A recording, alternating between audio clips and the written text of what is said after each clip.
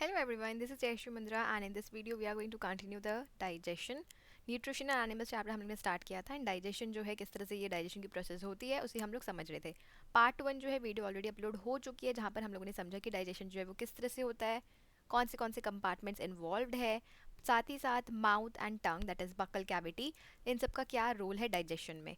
आज ये part 2 videos में उसे ही हम लोग कंटिन्यू कर रहे हैं. सो अगर आप लोगों ने पार्ट 1 वीडियो नहीं देखी है ज़रूर देखो. आई बटन में आपको प्लेलिस्ट मिल जाएगी न्यूट्रिशन एंड एनिमल्स चैप्टर की, वहाँ पर पार्ट 1 डाइजेशन एंड एनिमल्स मिल जाएगा and then continue with part 2. Part 2 अब अगर आप देख रहे हो पार्ट 1 देखने के बाद then please make sure you are having a notebook with you जिससे कि आप नोट्स बना सको. Alright, so let's get started. So number 2 देखो, माउथ और बकल कैविटी जो है वहाँ से शुरू होती है डाइजेशन की प्रोसेस. उसके बाद द फूड पाइप और इसोफेगस, फूड पाइप से खाना पास होता है, फिर स्टमक में जाता है, फिर स्मॉल इंटेस्टाइन में जाता है, फिर लार्ज इंटेस्टाइन में जाता है. राइट. सो फूड पाइप और इसोफेगस दोनों एक ही है. It is a tube like structure. देखो नोट्स में सब कुछ लिखने की ज़रूरत नहीं है, समझना ज़रूरी है. नोट्स में जस्ट जो जो इंपॉर्टेंट है मैं वो बोलते जाऊँगी, वो जस्ट लिख देना. ठीक है, एग्जाम में इतना बड़ा बड़ा नोट्स नहीं लिखना है, समझना लेकिन ज़रूरी है, जैसे कि जो इंपॉर्टेंट है वो स्किप ना करो. सो it is a tube like structure. जैसे कि माउथ से आप खाना खा रहे हो, फिर ये जो है ना ये हो गया फूड पाइप. ओके, एंड फिर जो है वो स्टमक आ जाता है. All right. सो ये एक ट्यूब लाइक स्ट्रक्चर है जो कि माउथ से कनेक्टेड होता है एंड फिर स्टमक तक जाता है. Okay, and runs along neck and chest. So neck and chest के थ्रू होते हुए स्टमक यानी कि पेट तक जाता है. It carry slightly digested food from the mouth to the stomach. So food pipe या फिर ईसोफेगस का क्या काम होता है, जो खाना माउथ में थोड़ा सा डाइजेस्ट हो चुका है राइट उसे पेट तक पहुंचाने का काम करता है food pipe. And food pipe के जस्ट साथ में रहता है विंड पाइप, जिसे कहते हैं, जिसे मतलब हम लोग नॉस्ट्रल से सांस ले रहे हैं, ऑक्सीजन जा रहा है. सो ऑक्सीजन जो है वो नॉस्ट्रल से विंड पाइप के थ्रू लंग्स तक जाता है. सो जब आप खाते हो फूड पाइप खुल जाता है एंड विंड पाइप जो है वो बंद हो जाता है. एंड जब आप सांस ले रहे हो नॉर्मली, जब नहीं खा रहे हो, देन विंड पाइप जो है वो वर्क करता है. एंड फूड पाइप जो है, अगर आप खाते खाते बात कर रहे हो, हंस रहे हो, तो फूड पाइप से क्या होता है, खाना विंड पाइप पे चला जाता है एंड फिर आपको चोक होता है, हिकअप्स वगैरह आते हैं. Right. So that is why it's very important कि माउथ खाना मुंह बंद करके खाया जाए. इसमें बायोलॉजी भी इन्वॉल्व है. Right. So okay, let's not get into that much. Food pipe पे वापस आ जाते हैं. सो जो डाइजेस्ट हो चुका है मुंह में खाना थोड़ा बहुत, उसे स्टमक तक लेके जाते हैं. Food is pushed downward by a wave-like movement of the wall of food pipe as a result of alternate contraction and relaxation. So food जो है वो नीचे की तरफ एक वेव की तरह, वेव लाइक मूवमेंट, ओके, पास होता है of the wall, food pipe के वॉल से, कॉन्ट्रैक्शन एंड रिलैक्सेशन होने की वजह से. फूड पाइप की से फूड जो है वो कॉन्ट्रैक्शन रिलैक्सेशन होते होते स्टमक तक, पेट तक पहुंचता है. This movement is called peristalsis. So इस मूवमेंट को ही हम लोग बोलते हैं peristalsis movement, the movement which takes place inside the food pipe when the digested food goes from the mouth to the stomach. Alright. So आप इस तरह से लिख सकते हो कि it is a food like structure, it is a tube like structure and the food is pushed downward. यहाँ से फिर that's it. The chewed food that enters the oesophagus from mouth and is pass down to the stomach is called bolus. ये जो चबाया हुआ खाना, ठीक है, जो ईसोफेगस में एंटर करता है मुंह से फूड पाइप में एंड नीचे स्टमक यानी कि पेट तक जाता है, उसे ही कहते हैं बोलस. सो ये ज़रूरी है आपका जानना. Sometimes food is not accepted by our stomach and vomiting occurs. So कभी कभी आपको होता ही होगा कि आपने खाना खाया एंड साथ ही साथ उल्टी कर दी. राइट. या फिर आपने देखा होगा आपके आसपास जो है उनको ऐसा करते हुए. ये तब होता है जब पेट में खाना नहीं अकोमोडेट या फिर डाइजेस्ट नहीं हो पाता, स्टमक जब खाना एक्सेप्ट नहीं करती है, तो वो जो है वोमिटिंग के थ्रू बाहर आ जाता है. Because the food moves in the opposite direction, that is from stomach to mouth by antiperistaltic movement in esophagus. क्योंकि स्टमक खाना एक्सेप्ट नहीं करता है एंड एंटी पेरिस्टालिक, देखो मुंह से खाना स्टमक तक जाना अगर पेरिस्टालिक मूवमेंट है, तो पेट से खाना मुंह तक जाना एंटी पेरिस्टालिक हो गया, ऑपोजिट एंटी. राइट. सो ये हो गया एंटी पेरिस्टालिक मूवमेंट, जब फूड जो है वो ऑपोजिट डायरेक्शन में मूव करता है and it comes out through vomiting और एज वोमिटिंग यानी कि उल्टी. Now the swallowed food passes into the food pipe और ईसोफिगस. सो जो ये स्वेलोड फूड है, जो फूड आपने स्वेलो किया है, वो फूड पाइप या ईसोफिगस से पास हो गया है. The food pipe runs along the neck and the chest. Food is push down. Okay, actually this movement takes place toward the alimentary canal and pushes the food downward. So ये पूरा alimentary canal जो digestive tract है, उसमें food हर जगह से पास होता है. सो ये मूवमेंट हर जगह होता है एंड फूड जो है वो डाउनवर्ड्स की तरफ मूव करते चला जाता है and at times the food is not accepted, so it is thrown out. So यहाँ पर समझने के लिए यहाँ पर आपको कुछ ऐसे नोट्स लिखने की ज़रूरत नहीं है उतनी। Now let's talk about stomach. So अभी स्टमक में आ गया है food, right. Now the stomach was first discovered by an American doctor William Beaumont in 1822 accidentally in the man named Alexis Saint Martin. So stomach की discovery कब हुई थी ये आपकी बुक में भी दी हुई है। अगर आप बायोलॉजी बैकग्राउंड में आगे जाने की सोच रहे हो देन ये आपके लिए बहुत ही अच्छा है, आपकी नॉलेज बढ़ रही है। नहीं भी जाने की सोच रहे हो so just for knowledge purpose जान लेनी चाहिए। तो स्टमक की डिस्कवरी हुई थी 1822 में, अमेरिकन डॉक्टर विलियम बीमॉन्ट ने की थी, वो भी एक्सीडेंटली। एलेक्सिस सेंट मार्टिन बोल के एक आदमी है उसमें, एंड इसके पीछे क्या स्टोरी है मैं बताती हूँ। देखो तब ना एलेक्सिस सेंट मार्टिन को गोली लगी थी, ठीक है, एंड गोली लगने की वजह से उनका जो पेट है, पेट में गोली लगी थी एंड होल हो गया था, पेट में छेदा हो गया था। तो इन डॉक्टर ने, द डॉक्टर नेम्ड विलियम बीमॉन्ट ने कोशिश की थी कि उसे बहुत ही अच्छे से क्योर कर सके, मतलब ठीक कर सके। सो इलाज करते वक्त उन्होंने देखा कि स्टमक जो है वो नहीं ठीक से बंद कर पा रहे, तो उन्होंने बैंडेड किया था एंड साथ ही साथ उन्होंने इस अपॉर्चुनिटी को यूज़ किया एंड उन्होंने देखा कि स्टमक के अंदर जो खाना है वो चर्न हो रहा है। चर्न मीन्स प्रोसेस हो रहा है, जैसे बटर चर्न, घी चर्न करते हैं ना, चर्न हो रहा है मीन्स खाना प्रोसेसिंग हो रही है उसकी, ठीक है। एंड स्टमक, अगर ये स्टमक है तो स्टमक का जो वॉल होता है ना उसमें से फ्लूइड्स जो है वो निकल रहे हैं जिससे कि खाना जो है वो और अच्छे से प्रोसेस हो पाए, अच्छे से एकदम यूटिलाइज हो पाए, ओके। एंड जब ये पेट में खाना डाइजेस्ट अच्छे से हो जा रहा है, डाइजेशन होने के बाद स्मॉल इंटेस्टाइन जो कि पेट के एंड, स्टमक का जो एंड होता है, ओपनिंग होती है स्मॉल इंटेस्टाइन की, वहाँ से ये निकल जा रहा है डाइजेस्टेड खाना, ओके। सो आपकी बुक में भी दिया हुआ है। ऑलराइट, आई होप आप सभी को समझ में आया। छोटी सी स्टोरी थी। Now, it is a thick walled bag like structure which is present on the left side of the abdomen. So, abdomen के लेफ्ट साइड में स्टमक जो है वो लोकेटेड है और ये बैग लाइक स्ट्रक्चर है, बैग की तरह शेप है। It is like flattened you, so you को अगर फ्लैट कर देंगे तो उस तरीके का स्ट्रक्चर है। And it is the widest part of the alimentary canal, सबसे ज़्यादा वाइड जो है स्टमक होता है। सो आप ये इसमें ये लिख सकते हो यहाँ से, the semi digested food from oesophagus enters into stomach where further digestion takes place. So mouth में सेमी डाइजेस्ट होता है फूड, मतलब आधा डाइजेस्ट होता है, फिर वो ईसोफेगस से स्टमक में आ जाता है, राइट। मतलब ईसोफेगस तक सेमी डाइजेस्टेड फूड जो है वो स्टमक में जा करके और डाइजेशन की प्रोसेस कंटिन्यू होती है। The churning of food into stomach takes place for 3 hours. तो 3 घंटे तक फूड की जो चर्निंग है वो पेट में होती है। The food is broken down into smaller pieces and form semi solid paste. So food जो है वो और भी छोटे छोटे पीसेस में तोड़ा जाता है एंड इसका एक सेमी सॉलिड पेस्ट बन जाता है। The inner lining of the stomach secretes mucus, hydrochloric acid and digestive enzymes और जूसेस। वो चीज़ ऑलरेडी वी हैव डिस्कस्ड कि जो स्टमक की लाइनिंग होती है, जो वॉल होती है, वहाँ से ये सब चीज़ें निकलती है, फ्लूइड निकलता है, ठीक है, जिससे कि प्रोसेसिंग हो सके। So the function of mucus is to protect the lining of the stomach from the action of hydrochloric acid. So hydrochloric acid क्या है? ये एक एसिड है, राइट। सो एसिड जो है वो स्टमक की लाइनिंग के लिए अच्छा नहीं है, इन्फ्लेमेशन होगी, बट एसिड फूड की डाइजेशन के लिए चाहिए। सो म्यूकस जो है हाइड्रोक्लोरिक एसिड से स्टमक की लाइनिंग को प्रोटेक्ट करता है। The secretion of hydrochloric acid makes the medium acidic inside the stomach. So जो हाइड्रोक्लोरिक एसिड है स्टमक के अंदर एसिडिक मीडियम बना देता है, right, and it kills the harmful bacteria present in the food and also helps in the digestion of proteins in the stomach. So खाने में अगर कोई बैक्टीरिया भी आ जाता है so एसिड जो है उसको किल करने का, मारने का काम करता है, एंड प्रोटीन की डाइजेशन में भी हाइड्रोक्लोरिक एसिड काम करता है। This partially digested food moves from stomach to the small intestine, it is called chyme. So देखो हम लोगों ने बोलस पढ़ा था, बोलस क्या है? जो फूड आप जब खाते हो फिर वो ब्रेक होता है, ठीक है, एंड फिर वो ईसोफेगस से स्टमक में जाता है, तो वो खाना जो आपने खाया है वो चेंज हो गया है।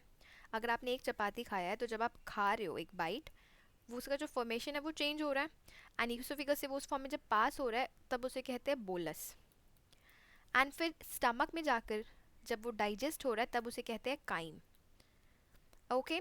सो चीज़ एक ही है, बस नाम नहीं, चीज़ भी एक्चुअली एक नहीं है, फूड जो है वो प्रोसेस होते जा रहा है, इसी वजह से नाम चेंज होते जा रहा है। ओके, सो स्टमक से फूड कहाँ जाता है? Small intestine.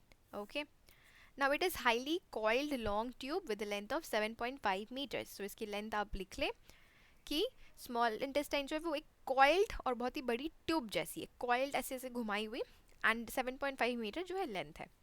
The small intestine is a narrow tube which receives secretions from the liver and the pancreas. So ये नैरो ट्यूब है, छोटी सी ट्यूब लेकिन लंबी है।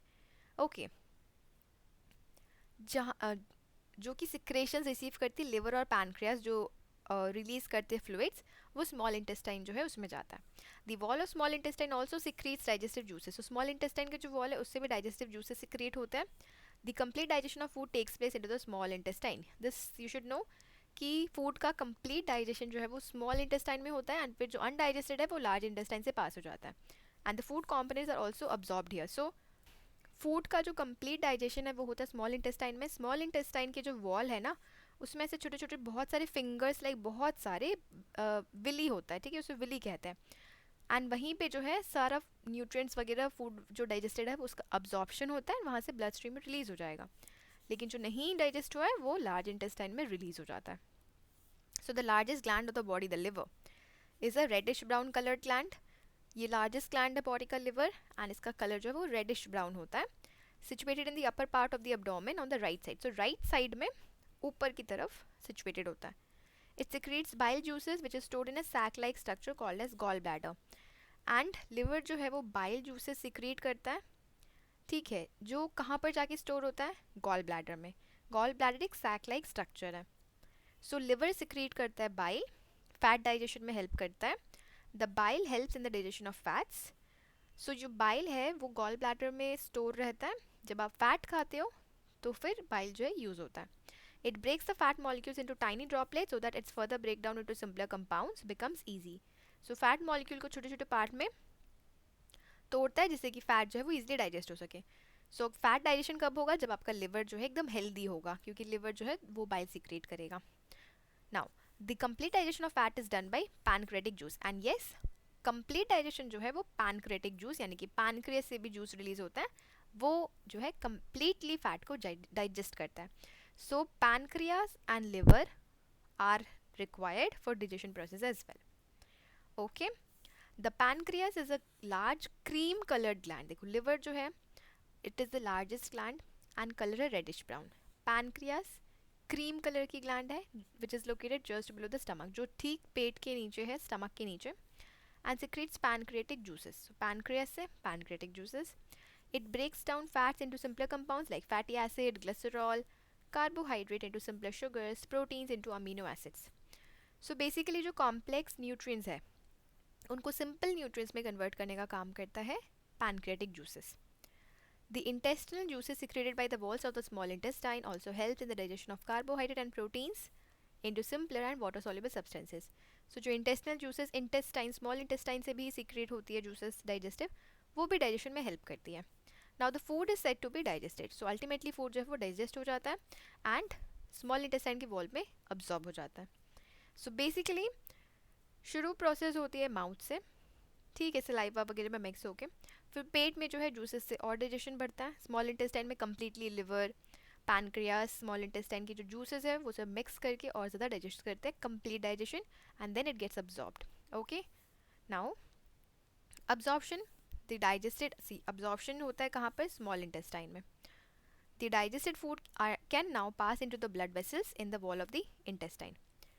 सो ये जो है ब्लड वेसल्स में पास हो जाता है क्योंकि डाइजेस्ट हो चुका है, एंड इसी प्रोसेस को कहते हैं absorption. The inner walls of the small intestine have thousands of finger like outgrowths, जिसे हम लोग कहते हैं विली, सिंगुलर में हो जाएगा villus. Okay, the villi increase the surface area for absorption of the digested food. So villi जो है वो सरफेस एरिया बढ़ाता है, विली जो है ऐसे सरफेस एरिया बढ़ा देगा तो फूड जो है वो आसानी से डाइजेस्ट होगा, अब्जॉर्ब हो पाएगा डाइजेशन के बाद। Okay, each villus has a network of thin and small blood vessels close to its surface. So जो बहुत सारे ब्लड वेसल्स का नेटवर्क बना हुआ है। The surface of the villi absorbs the digestive food materials. So ऐसा अगर small intestine है तो इसकी जो वॉल है उसमें बहुत सारे ऐसे विली है जिसमें खाना जो है वो अब्जॉर्ब होता है। The absorb substances are transported by the blood vessels to different organs of the body where they are used to build complex substances such as protein required by the body. So ये जो absorb substances है blood vessels जो है वो हर एक different different parts में पहुंचा देता है and use होता है. So इसी process को कहते हैं assimilation. Okay. Now in the cells glucose breaks down with the help of oxygen into carbon dioxide. Cell में glucose जो है ऑक्सीजन की मदद से कार्बन डाइऑक्साइड में हो जाता है ब्रेक और पानी में और एनर्जी एटीपी रिलीज होती है. ओके ये एक प्रोसेस के थ्रू होता है glycolysis gluconeogenesis. So as of now देखो उतना डिटेल में नहीं जाने की ज़रूरत है. ग्लूकोज जो है वो ऑक्सीजन की हेल्प से कार्बन डाइऑक्साइड में कन्वर्ट होता है. आप ये समझो कार्बन डाइऑक्साइड और वाटर में, ठीक है. So glucose in the presence of oxygen gets converted into carbon dioxide and water एंड फिर क्या होता है एनर्जी इस तरह से रिलीज होती है. The food that remains undigested, unabsorbed, enters into the large intestine. So जो खाना undigested है means digest नहीं हो रहा है या फिर absorb नहीं हो पा रहा है वो large intestine में चला जाता है. All right, now we will be talking about large intestine. So it is a 1.5 meter long tube. It is wider and shorter. ये थोड़ा wide भी है और थोड़ा छोटा है than the small intestine. The undigested semi-solid food is passed from small intestine to large intestine. So ji small intestine है उसकी length कितनी थी 7.5 meter, right? And large intestine is 1.5 meter. Now जो undigested food है semi-solid food जो है रह गया है वो large intestine में pass हो गया है. The large intestine absorbs water and salt from the undigested food. So जो food digest नहीं हुआ है उसमें से पानी और नमक जो है वो absorb हो जाता है salt. ओके एंड जो रिमेनिंग वेस्ट है वो पास हो जाता है rectum and remains there for some time in the form of semi solid faeces and this waste faecal matter is then remove through the anus of the body by the process called egestion. So excretion के through that gets released and the process is called egestion. Okay so okay we will cover this part diarrhea as well today. All right, and in the next video we'll continue this chapter. So diarrhea देखो diarrhoea क्या है we know sometimes you have experience the need to pass watery stools frequently. इसी condition को कहते हैं diarrhoea. It may be caused by infection food poisoning indigestion. So अगर खाना digest नहीं होता है या फिर फूड पॉइजनिंग मीन्स खाने में बैक्टीरिया वगैरह आ जाने की वजह से टॉक्सिन्स वगैरह आ जाने की वजह से या फिर इन्फेक्शन की वजह से डायरिया होता है. Okay that is watery stools. Diarrhoea means watery stools. It is very common in India particularly among children. Under severe cases it can be fatal means बहुत सीरियस कंडीशन भी हो सकती है अगर ट्रीट नहीं करते हो तो. So this is because of the excessive loss of water and salts from the body. इस वजह से क्योंकि पानी एंड सॉल्ट्स बॉडी के लिए बहुत ज़रूरी है. So it should not be neglected. इसे नज़रअंदाज नहीं करना चाहिए. Even before a doctor is consulted, the patient should be given plenty of boiled and cool water with a pinch of salt and sugar dissolved in it. And it is called oral rehydration solution. So ORS जिसे कहते हैं. Market में आपने ORS देखा ही होगा right. ORS is available packet में आता है. उसकी तो एक अलग ही कॉम्पोजिशन होता है. लेकिन आप ORS पीने के पहले भी घर में पानी नमक चीनी का पानी जो है वो पी लेना चाहिए डॉक्टर को दिखाने से भी पहले. Diarrhoea okay it should be taken serious. And नमक चीनी का पानी से क्या आपको इंस्टेंट एनर्जी ग्लूकोज मिलेगी सॉल्ट मिलेगा. सो कंडीशन जो है वो वर्स नहीं होगी. All right then I hope आज का टॉपिक आपको क्लियर हुआ है एंड फीडबैक ज़रूर देते हुए जाना कि आपको समझ में आया है कहीं कोई डाउट है या जो भी है. It will take few seconds of yours. All right so मिलते हैं नेक्स्ट वीडियो में. Till then take care and thank you for watching.